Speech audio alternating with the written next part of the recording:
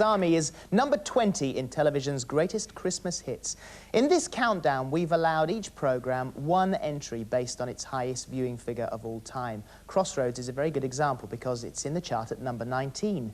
There were over 4,500 episodes of this series, and the most watched Christmas edition was on your screens in 1975, when Noel Gordon, as Meg Mortimer, hosted a Christmas dinner that featured your usual subjects of Christmas conversation: scandal, business, and decimalisation.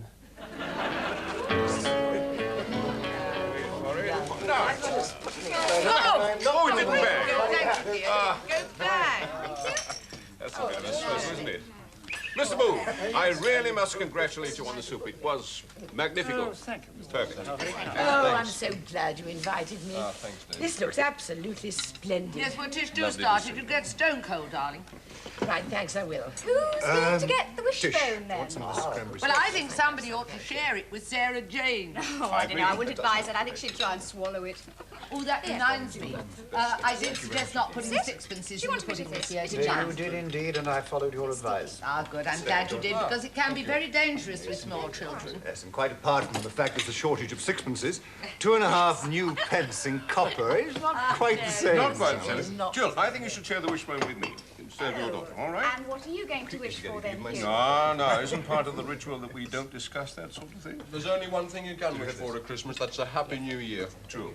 Happy, but for who? Oh, yes, what a pity Wilf couldn't have come over. Yes, well, I did ask him. But they've gone over to Sheila and Roy's, so that's that. Yeah, Ted too, for that matter. I haven't seen for ages. Is he abroad?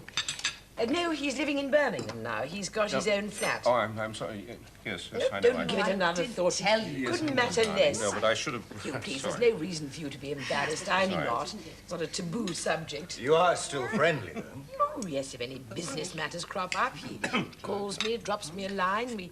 We even exchanged Christmas cards. Oh, And that reminds me there is one thing we have not said. To add some friends. Crossroads